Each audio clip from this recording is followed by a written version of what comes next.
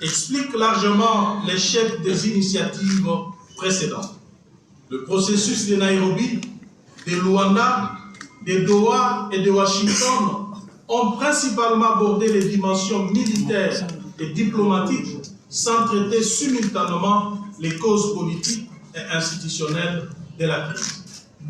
À cette situation s'est ajouté le projet de changement de constitution engagé par M. Félix Tshisekedi alors que le pays est en guerre et qu'une partie du territoire est occupée.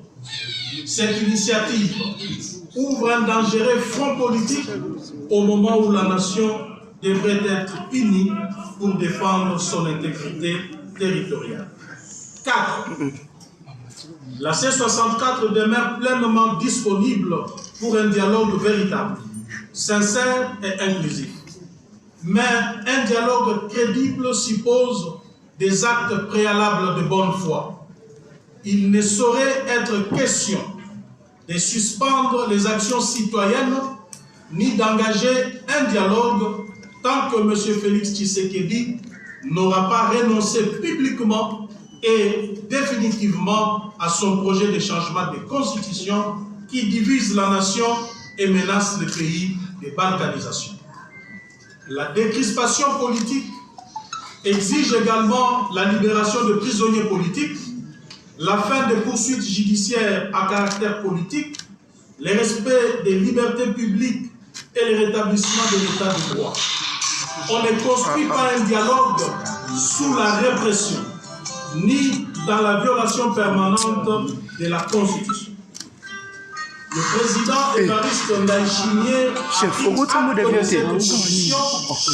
a indiqué à la délégation de la C64 qu'il transmettrait fidèlement à M. Félix Tshisekedi dans le cadre de ses efforts de médiation.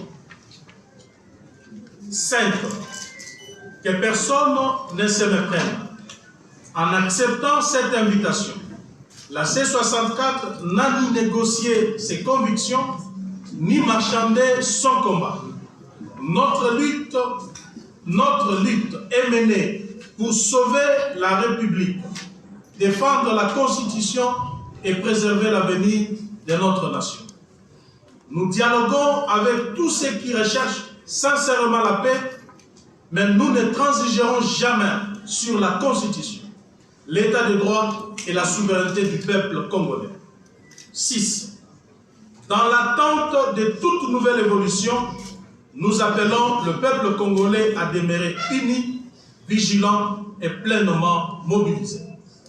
Après le succès de la journée ville morte du 3 juin et du sit-in historique du 12 juin, la C64 appelle toutes les Congolaises et tous les Congolais à participer massivement à la grande marche pacifique du 22 juillet 2026 vers le palais de la nation.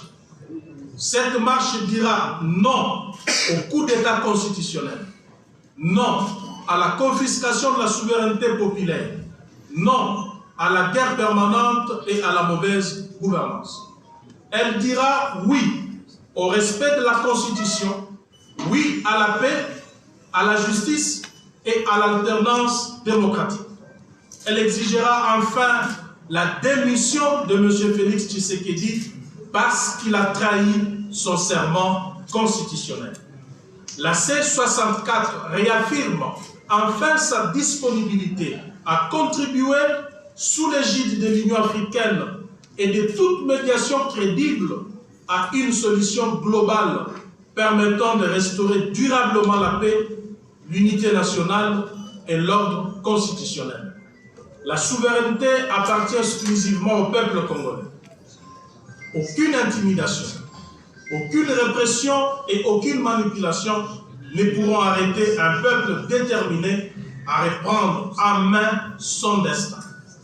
Aucune fraction du peuple ni aucun individu ne peut s'en attribuer l'exercice. Le combat continue jusqu'au rétablissement de l'ordre constitutionnel, de la démocratie, de la paix et de la dignité du peuple. Merci.